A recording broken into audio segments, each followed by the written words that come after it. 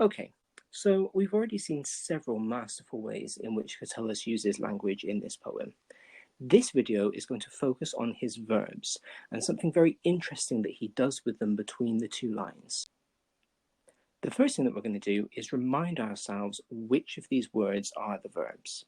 So in a second, when I say, I want you to pause the video and either jot down or just say to yourself in your head which words in this poem are verbs. Okay, there are 8 of them altogether.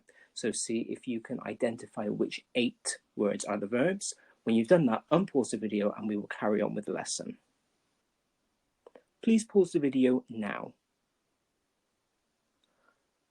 I'm going to give the answers to the activity in 5, 4, 3, 2, 1, now. Okay, so I've highlighted those 8 verbs for you. Audi, amo, faciam, requiris, nescio, fieri, sentio, and excrucior.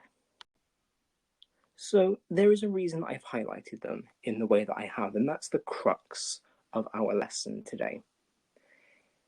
The verbs that we have in that first line are mirrored in that second line.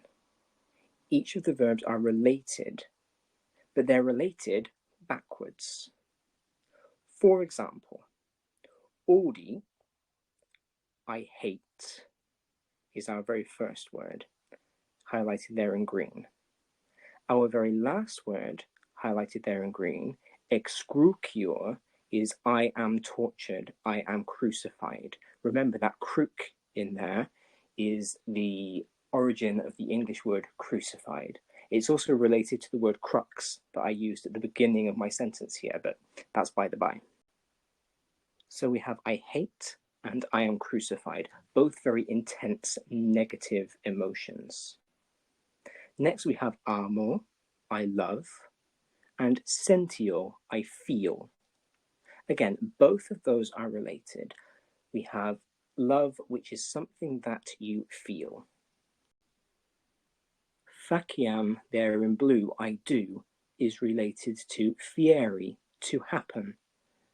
And finally, the most obvious parallel is the 2 words that would come next to each other as we were reciting the poem. Requiris, you ask. Nescio, I don't know. So what we have here is Catullus filling his first line with lots of active verbs. These are things that either he or Lesbia is doing. So he is loving, he is, got that around the wrong way, he is hating, very important that hate comes first, remember.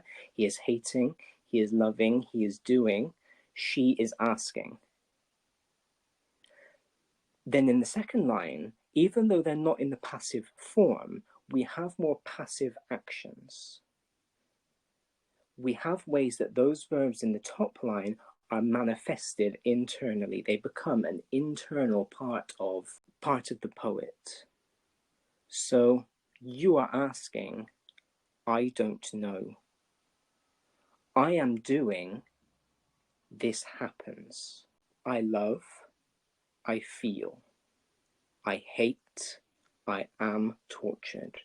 So all of those verbs in that top line, they are kind of external, showy verbs. They are things that you can demonstrate. Whereas all of your verbs in the second line are more internal. They're things that you feel or they're things that are done to you.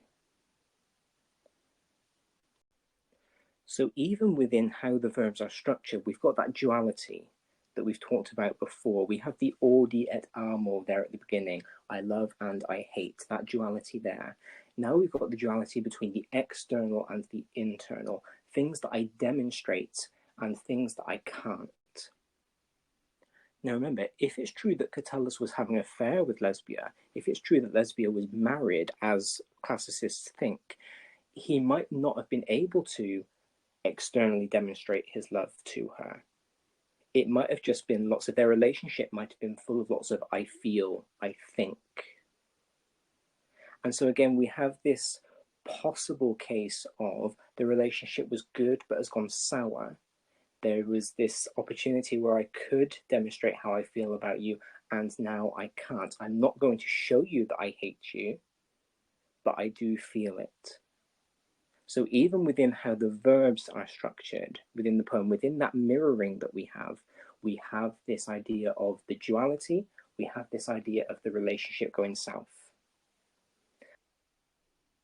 Okay, that's it for this video. Now that you've watched it through once, I would like you to go back to the beginning, watch it through again, and make any notes that you need to, again, pausing as you need to, and then you can use any time that is left in the lesson period to move on to the next video. Thank you very much.